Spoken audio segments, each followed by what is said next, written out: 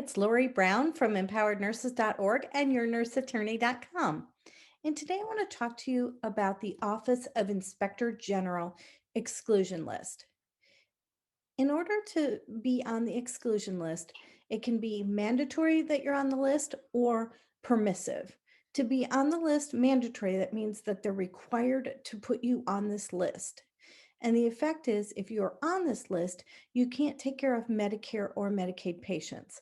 So things that would get you on the list include fraud related to delivery of items or services under Medicare and Medicaid or other state programs, patient abuse and neglect, felony convictions or other healthcare related fraud, theft or other financial conduct, and felony convictions related to um, uh, dispensing of controlled substances, manufacture, distribution, things like that. Now, for the permissive list, it's pretty much misdemeanors, convictions relating to healthcare fraud, misdemeanor convictions to unlawful manufacture, distribution, prescription of controlled substances. If you've been suspended, revoked, or surrender your license before one of the licensing boards, for professional competence, professional performance of financial integrity, provision of unnecessary or substandard services, or even defaulting on a health education loan or scholarship obligations. So if you are on this list, it is pretty daunting. You would be on the mandatory list for 5 years and it would not come off automatically. You would have to ask that you be taken off from the list. And the permissive, if you're on there for permissive, they can decide how long they want to keep you on the list. But the most important thing I want to talk to you about today is one is if you find yourself on the list, which you can actually look up yourself. The website is actually exclusions.oig.hhs.gov. HHS is for the Health and Human Services. OIG is for the Office of the Inspector General. So here are some jobs that you still can do while you're on this list. Remember, you are prohibited from taking care or working at a facility which takes Medicare or Medicaid patients.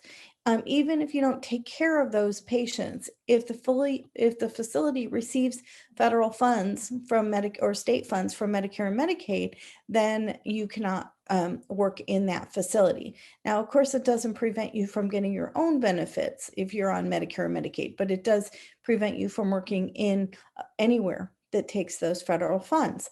So it's not a death sentence. And here are some things that you can do, some places where you can work while you're on that exclusion list.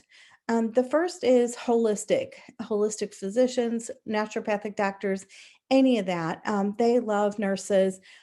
They do a lot of IV hydration and chelation and different types of IV type therapies, nutraceuticals, hydration, those kind of things. So they don't take Medicare and Medicaid. They usually just take, they're usually a cash pay practice, and they do need nurses to start IVs. There are also IV therapy clinics, IV hydration clinics everywhere now. I was staying at a hotel in Las Vegas. There was an IV hydration lounge in my hotel. They even have them like on streets, like hangover recovery, get your IV hangover recovery. So they need nurses to start those IVs. And one time I was not feeling well. I was really dehydrated.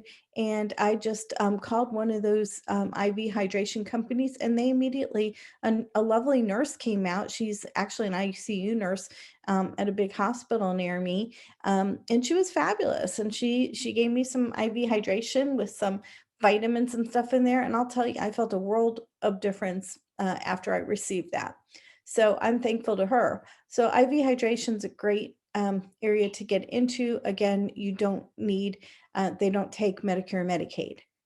Another area where you can work for a plastic surgeon. Plastic surgeons, as long as they don't take insurance. Now, some plastic surgeons do, but if they're mostly cosmetic and they do Botox and fillers, plus some of the cosmetic procedures, facelifts, eye lifts, uh, rhinoplasties, things like that, they would be great doctors to work for. And many of them have their own surgery center right there. So even if you're an OR nurse, you can still work in doing OR. If you're a pre-op nurse, you can work in pre-op. It's a great area to work in. Or you can work for an insurance company. Insurance companies, again, they're different from Medicare and Medicaid. So if you're on that list, you can work at an insurance company. You could be a case manager, utilization review. There's legal nurse consultant. There's tons of opportunities for nurses at insurance companies. And lastly, you can be an LNC, a legal nurse consultant at a law firm. So again, all is not lost if you happen to be on this list. I do hope that if you are on this list, that you're on the up side of it and that you've got your criminal matters or whatever other matters that you had that caused you to be on this list. You're getting that resolved, and that you just have a couple of years to work in these other areas. What I found actually from my clients who've been working in these areas, uh, because they're on the list, they actually love it. They love it. They love going to people's homes and starting IVs, or they love working for a cosmetic surgeon, or things like that. So it's all is not lost if you are on this list. I just wanted to give you some options of places where you can work if you do happen to get on the list. But again, remember, if you when you're ready to get off the list, it doesn't come off itself. You got to ask them to take you off the list. Okay, thanks. Bye for now.